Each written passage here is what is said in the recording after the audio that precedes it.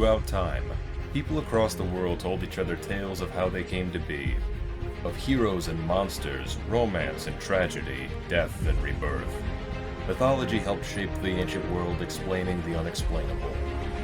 This is Mythology Unleashed.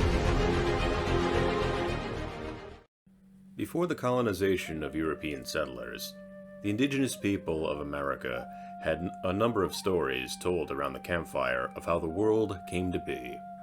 Greatly separated by time, language, and natural barriers, many tribes of North America had different accounts of how the world was created. This program will touch on details of a handful of surviving creation myths from Native American mythology of the Southeastern First Nations people.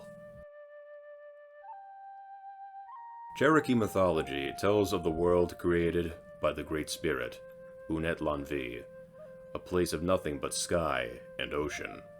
The sky realm, called Galunlati, was inhabited entirely of animals that grew in number to the point of overpopulation. Deionisi, the water beetle, went to see what was beneath the water. Having scurried across the surface of the water, Deionisi wanted to rest, but with no land in sight, he proceeded to swim down to the bottom of the ocean, and brought back mud to the surface, where it spread in all directions, and became the earth. The animals of Galunlati were intrigued, eager to explore the new land. Buzzard flew down to inspect the mud to see if it was safe, but the mud was still soft and unstable. After flying so long, Buzzard began to fly lower, his wings beating against the soft dirt, creating hills, mountains, valleys. In time, the ground hardened, and the animals migrated to the new shore. This new world was dark, and so Unetlanvhi reached towards the heavens and set the sun on its east to west track. But the sun was hung too low, scorching the earth and its new inhabitants. So the Great Spirit elevated the sun numerous times to reduce the great heat.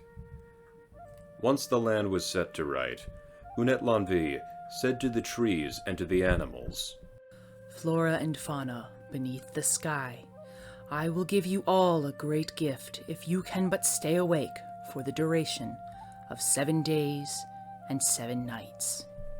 The trees and the creatures of the earth tried their best, but nearly all failed and fell asleep. The animals that managed to remain awake, the wolf, the bat, the owl, and the panther, were given the gift of night vision.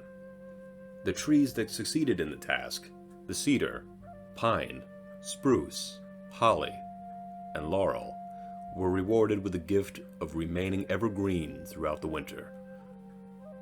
Soon after, the first humans arrived, a brother and a sister, created by Unetlanvhi.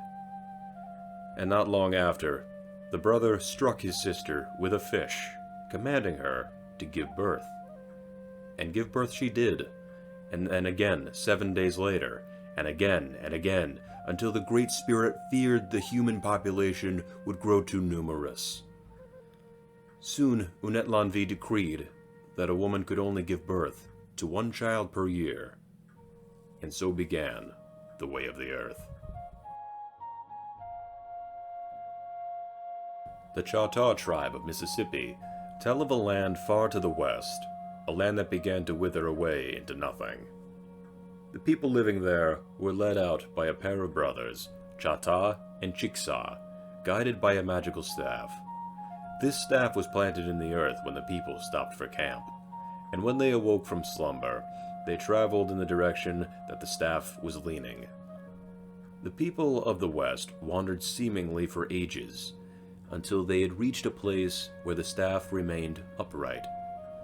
Once settled, they laid to rest the bones of their ancestors, carried in buffalo sacks from their homeland in the west. And from that great burial came the earthwork mound called Naniwaya. Soon, though, the brothers realized the land could not support so many people. So in order to avert what happened to their previous home, Chickasaw assembled half of the tribe and journeyed northward, while Choctaw watched over the remainder in the shadows of Naniwaya. Respectively, They emerged as the Chickasaw and Choctaw tribes of the Mississippi. The Seminole tribe, native to Florida and Oklahoma, tell of how the Great Spirit created the beasts of the field and stream and air, and kept them all safe in a giant shell atop a great mountain. The Great Spirit said to them, "When the hour is right, the great shell will open and release them to their new home for generations to come." Seasons passed, and then one day, the roots of a nearby tree encircled the shell, growing tighter and tighter, until the great shell cracked open.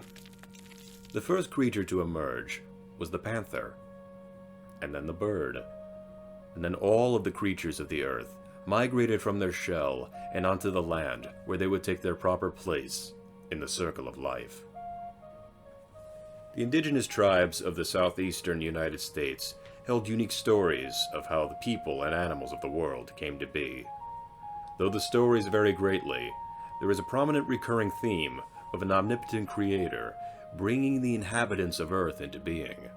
Those inhabitants living in a bleak or wanting world before migrating to a new and prosperous land, where they helped shape the very essence of the land and earth around them.